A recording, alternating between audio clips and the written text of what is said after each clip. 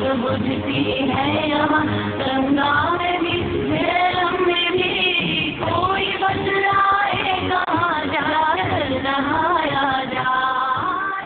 एहसास। नमस्कार, एहसास के आज के अंक में आप सभी का स्वागत है। मैं हूं नीलम शर्मा। उत्तर प्रदेश के बुलंदशहर जिले का एक छोटा सा कस्बा है खुर्जा, जो मोहम्मद बिन तुगलक के जमाने से चर्चा में है। तब तैमूर लंग के साथ कुछ शिल्पकार, कुछ कुम्हार दिल्ली आए थे। बाद में इन्हीं शिल्पकारों ने खुर्जा का रुख कर लिया और यहाँ आकर पॉटरीज का काम शुरू किया। पहले छोटे स्तर पर और बाद में यही काम बड़े स्तर का हो गया। छोटी बड़ी औद्योगिक इकाइयां सज गईं और देश के मानचित्र पर एक नाम खुर्जा आ गया, जो पॉटरीज उद्योग के लिए मशहूर हो गया। कहानी लगभग 600 साल पुरानी है। साल 1398 में अफगानिस्तान से विस्थापित होकर कुछ लोग भारत आए थे, जिसमें शासक के साथ फौजी थे, कुछ हुनरमंद भी थे, जिसमें कुम्हार, शिल्पकार थे। उस समय हिंदुस्तान की गद्दी पर तुगलक वंश के शासक मोहम्मद बिन तुगलक आसीन थे। तो हमारे पूर्वज जो आए थे मोहम्मद बिन तुगलक के साथ आए थे सैनिक। तो जिस वक्त वो यहाँ रहे तो वो जब तक उनके साथ रहे। उसके बाद तैमूर लंग बादशाह थे, उनके ज़माने में भी यहाँ रहे हमारे पूर्वज। उसके बाद वो वापिस जाने लगे तैमूर लंग बादशाह। जब वो वापिस जाने लगे तो उन्होंने अपने सैनिकों से कहा जो यहाँ रहना चाहे हिंदुस्तान वो यहाँ रह जाइए, जो मेरे साथ चलना चाहे वो साथ चले। तो हमारे पूर्वज वो यहीं रह गए। इतिहासकार इसे समरकंद के क्रूर और लुटेरे शासक तैमूर लंग के साथ आए हस्तशिल्पी बताते हैं, जो युद्ध में घायल हुए सैनिकों की मदद करते थे। तैमूर लंग के वापस जाने के बाद भी कुछ कुम्हार भारत में ही रुक गए। बाद में यही कुम्हार दिल्ली से खुर्जा चले गए। मोहम्मद बिन तुगलक के जमाने में कुछ पॉटर्स आए थे यहाँ पर, जो दिल्ली आके शिफ्ट हुए थे। हम लोग जो फैमिलीज हैं यहाँ पर वो आई हुई हैं शेरशाह सूरी के ज़माने से, और वो यहाँ आके शिफ्ट हो गई। उस वक्त हम लोग रेड किले के काम करते थे। जब पहले काफिले चलते थे तो काफिलों के साथ एक तो बैंड बजाने के लिए जो ड्रम्स बजाते थे उनको बजाने के लिए भांड और मिरासी साथ चलते थे, और कुछ पॉटर्स साथ चलते थे। जो पॉटर्स होते थे उनका काम होता था कब्रों को बनाना, तो रास्ते में कोई कैजुअलिटीज हो या मौत हो तो उनको दफन करने के लिए घड़े बनाना, और घड़े बना के उसकी टोम बना देते थे उससे, और रास्ते में दफना दिया करते थे। तो उस तरीके से पॉटर्स भी हम लोगों के साथ चलते थे काफिलों में। खुर्जा आए इन कुम्हारों ने लाल मिट्टी से बर्तन बनाने शुरू कर दिए। चाक पर मिट्टी के खूबसूरत बर्तन आकार लेने लगे, तब इसमें खूबसूरती कम झलकती थी। इसमें और चमक लाने के लिए इन बर्तनों पर मुगल पेंटिंग की जाने लगी। हाथ की पेंटिंग से बर्तन पर फूल पत्तियों की कढ़ाई होने लगी। अब मिट्टी के बर्तन की मांग भी होने लगी। मानचित्र पर खुर्जा का रंग जमने लगा। खारजा मीन्स टैक्स फ्री स्टेट, इसके ऊपर कोई टैक्स नहीं लगता था, और ये हमें गिफ्ट में दी गई थी, मुगल्स में दी थी। यहाँ पर आके फिर हम काम करते रहे, डिफरेंट काम हुए। यहाँ पे खांड का काम हुआ, नील का बहुत बड़ा काम हुआ, वो सब एब्सोल्यूट होते चले। घी का बहुत अच्छा काम था यहाँ पर। अब आखिर में आके पॉटरीज का काम हुआ। तो 1914 में यहाँ बुलंदशहर में एक डीएम थे, बैरन, अंग्रेज थे वो, उनकी मिसेस पॉटर थी। तो जब वर्ल्ड वार शुरू हुई और यहाँ पे सेरेमिक के वो चाहिए होते थे, आपके साइंटिफिक इंस्ट्रूमेंट्स, जैसे साइंटिफिक पॉट्स वगैरह होते हैं, तो उसके लिए उनकी रिक्वायरमेंट हुई। वो बंद हो गए बाहर से, उस वक्त इंग्लैंड से आते थे वो, तो वर्ल्ड वार की वजह से बंद हो गए। वो जो पॉटर थी मिसेस बैरन, उन्होंने देखा कि खुर्जे में पॉटरी का काम होता है। उस वक्त यहाँ पे फूलदान वगैरह बनते थे और रेड किले का काम होता था। 19वीं सदी के शुरुआत में लाल मिट्टी के बर्तन पर नीले और उजले रंगों ने रंग जमाना शुरू किया। राष्ट्रीय स्तर पर पॉटरीज की स्थापना होने लगी। वैज्ञानिक तथा औद्योगिक अनुसंधान परिषद खुल गए। 1946 में पॉटरीज विकास संस्था आई। तकनीक का सहारा लिया जाने लगा। छोटी बड़ी औद्योगिक इकाइयां खुलने लगी। फैक्ट्रियों में हुनरमंद को रोजगार मिलने लगा। बाहर से आकर मजदूर भी काम करने लगे। ओरिजिनली यहाँ पे ब्लू पॉटरी के नाम से काम होता था, जिसमें सफेद बर्तन के ऊपर चाहे वो लाल मिट्टी का बना हुआ है तो एंगोब करके, और सफेद मिट्टी का बना हुआ है तो वैसे डायरेक्ट पेंटिंग की जाती थी नीले रंग के कोबाल्ट ऑक्साइड से। ब्लैक और ब्लू, लाइनिंग ब्लैक होती थी और बीच में रंग भरा हुआ होता था ब्लू। ये यहाँ का ट्रेडिशनल काम था। और अब तो हर तरह के रंग, हर तरह की क्रॉकरी, हर तरह के बर्तन बनाए जाते हैं। तकनीकी इजाद से कुम्हार की मांग खत्म होने लगी। बड़ी बड़ी मशीन पर कटाई, छटाई और चिकनाई के काम होने लगे।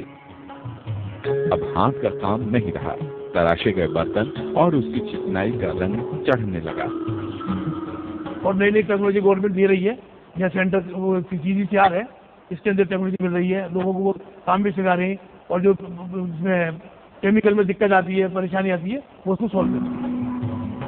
मांग बढ़ती चली गई।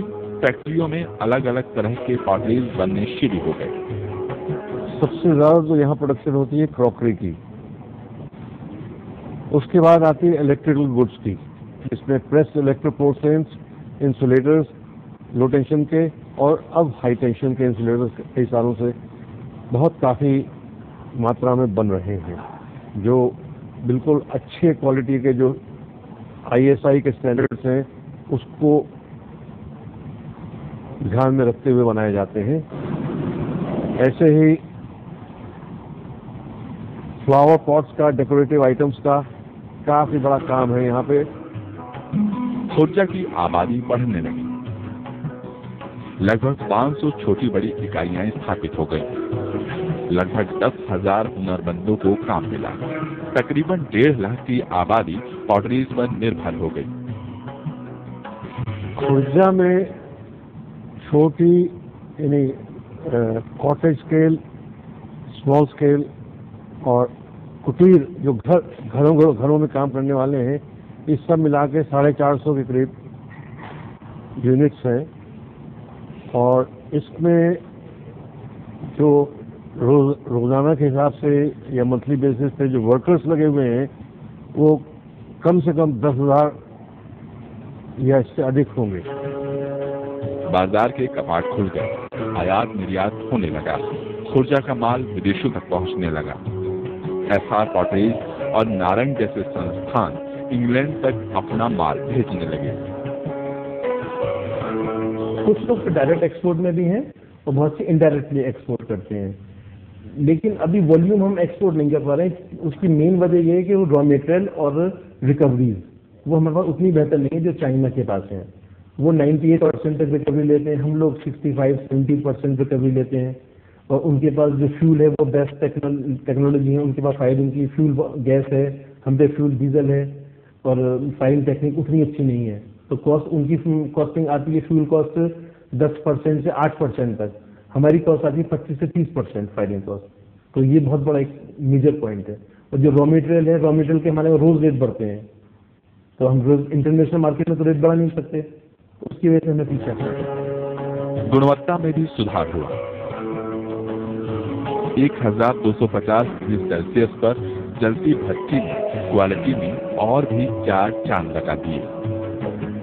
प्रोडक्ट तो सेरेमिक सबसे ज्यादा मजबूत चीज है, ब्रेकेबल है, लेकिन क्योंकि ये 1200 टेम्परेचर पर जाके पकता है तो इसके अंदर अनहाइजीनिक है, बिल्कुल ये मतलब सॉरी हाइजीनिक है, इसके अंदर कोई गलत चीज तो होती नहीं है।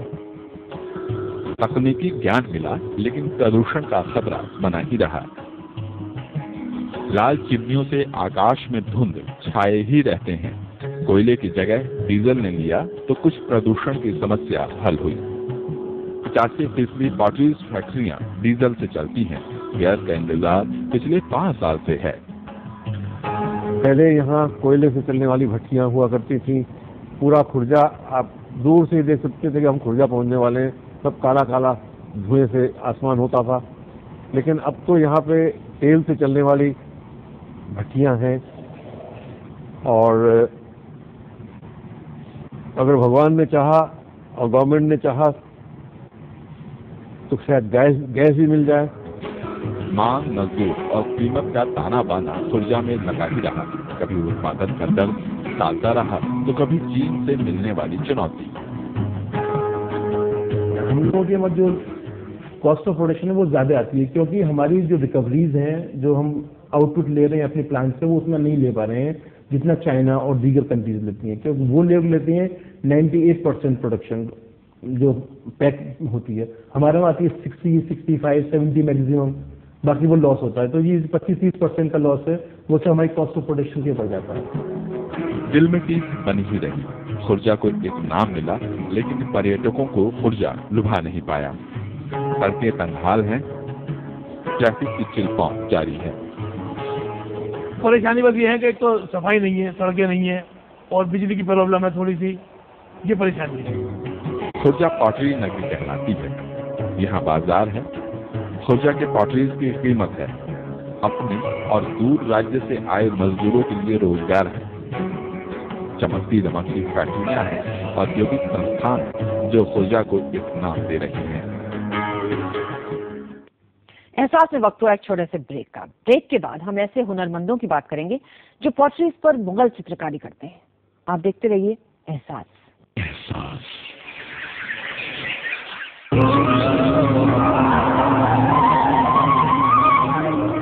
मैं तो सीधी सीधी बात करने वाला आदमी हूँ कि जिस जगह पे सत्य है वहाँ खुदा है, जिस जगह पे अहिंसा है वहाँ ईश्वर।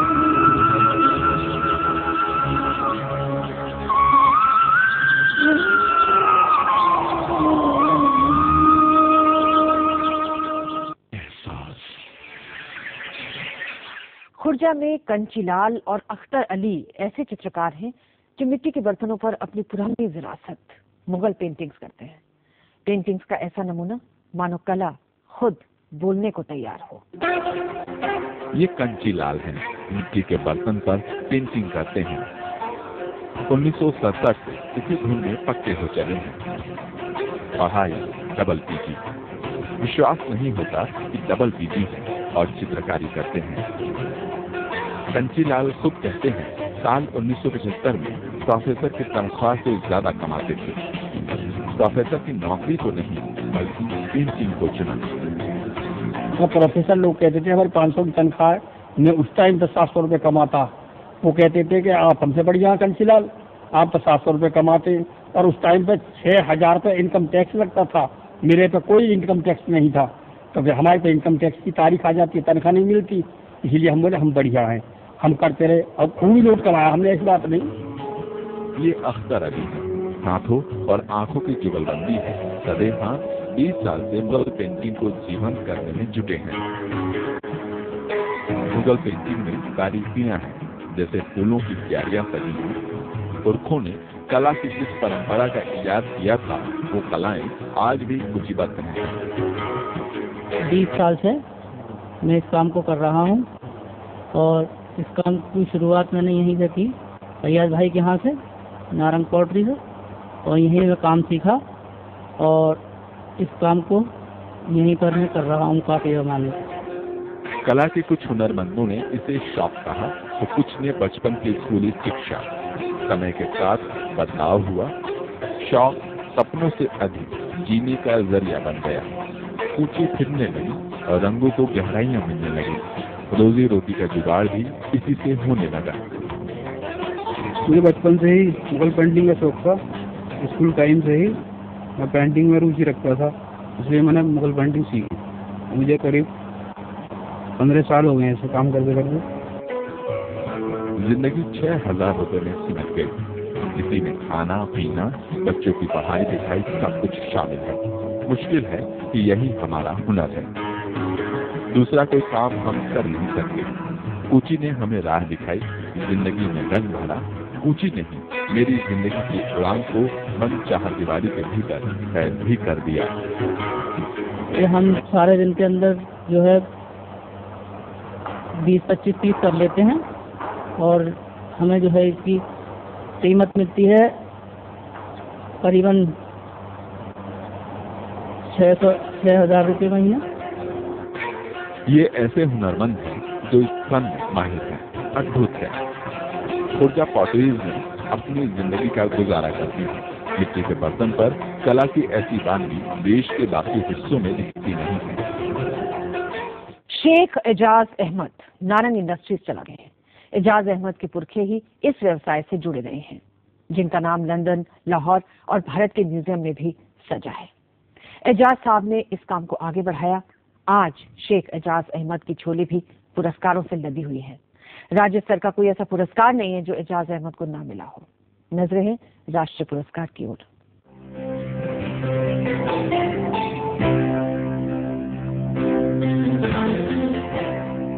शेख एजाज अहमद नारंग इंडस्ट्रीज के मुखिया हैं। पॉटरीज में पेशा पुश्तैनी है।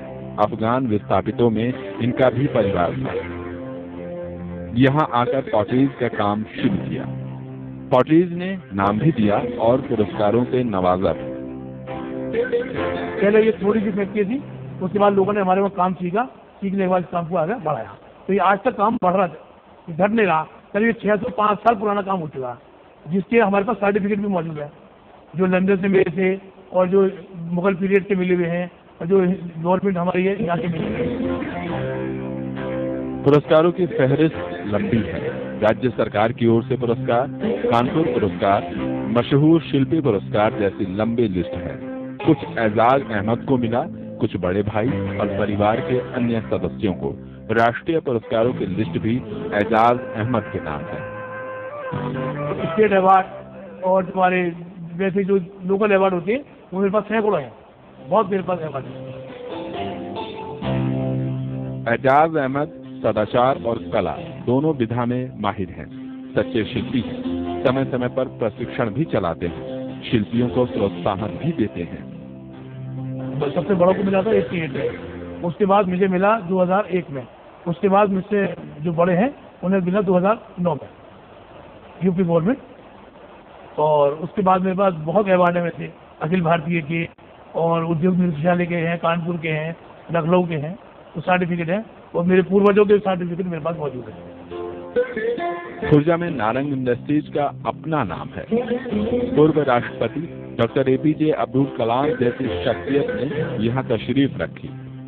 खुर्जा पॉटरीज को सराहा है, इसलिए वो दिन दूर नहीं दिखता जब राष्ट्रीय पुरस्कारों की सूची में एजाज अहमद उर्फ नारंग इंडस्ट्रीज का भी नाम होगा। पास में वक्त हुआ एक और ब्रेक का।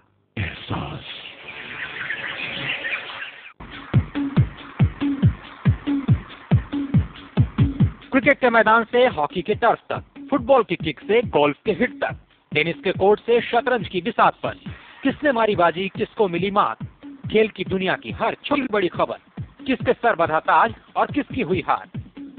जानने के लिए देखिए खेल समाचार रोजाना दोपहर 1 बजे, शाम 7 बजे और सोमवार से शुक्रवार रात 11:05 पर सिर्फ DD न्यूज पर।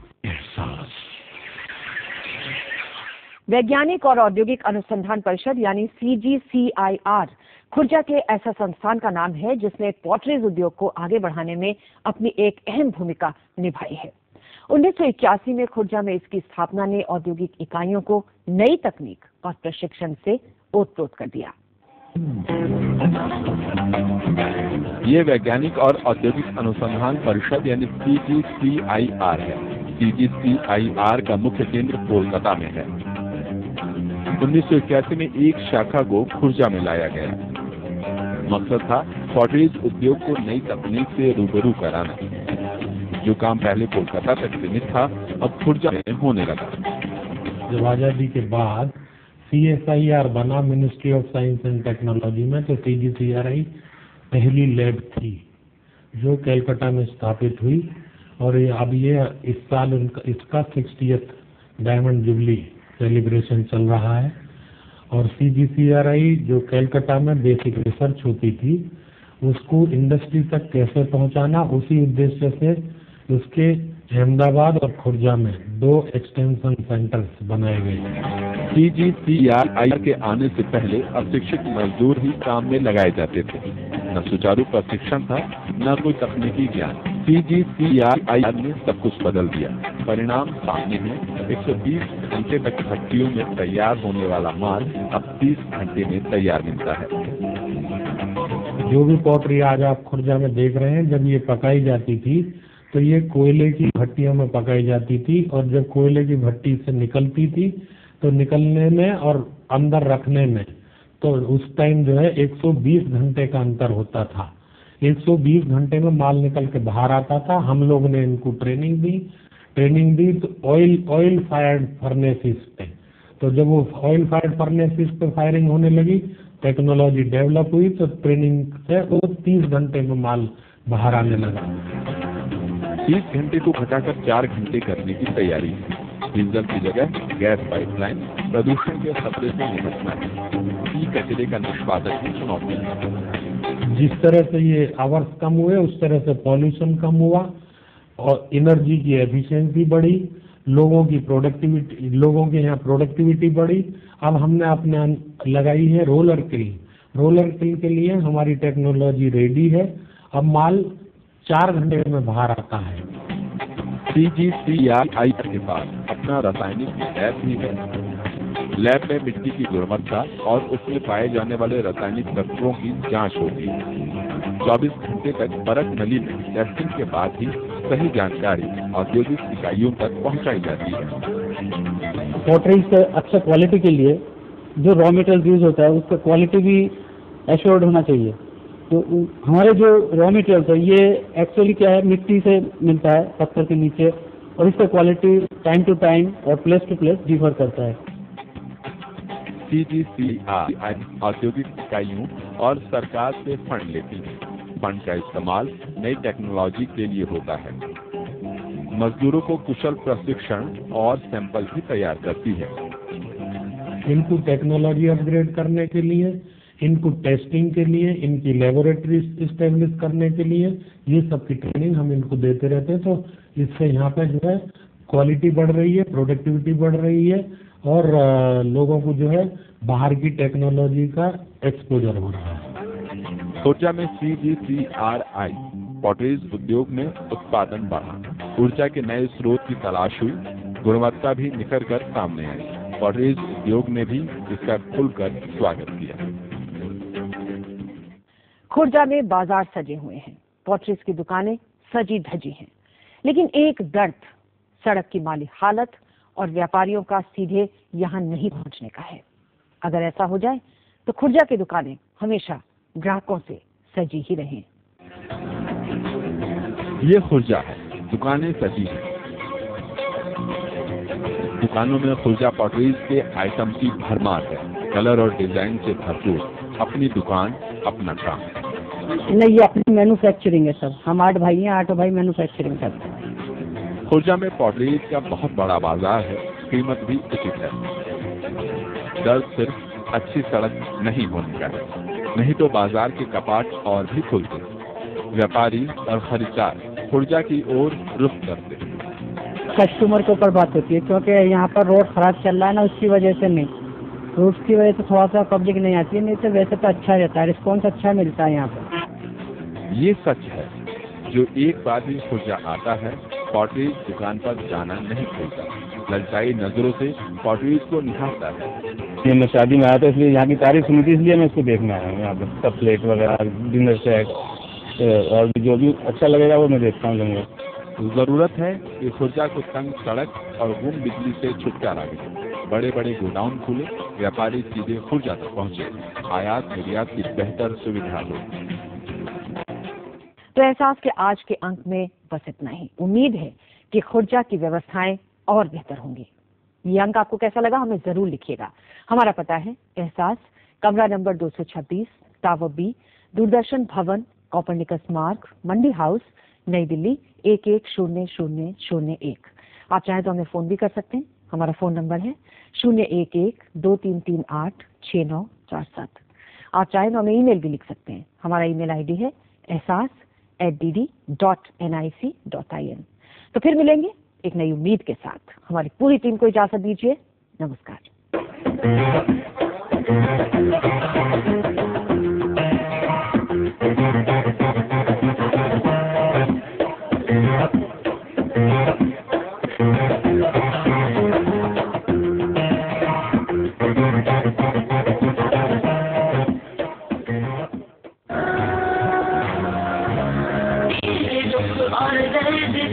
मुझ पर भी हो ऐसा असर, तेरे दुख और दर्द का मुझ पर भी हो मुझ पे भी न धारा जा, आग बुझती है यहाँ गंगा में भी, झेलम में भी आग बुझती है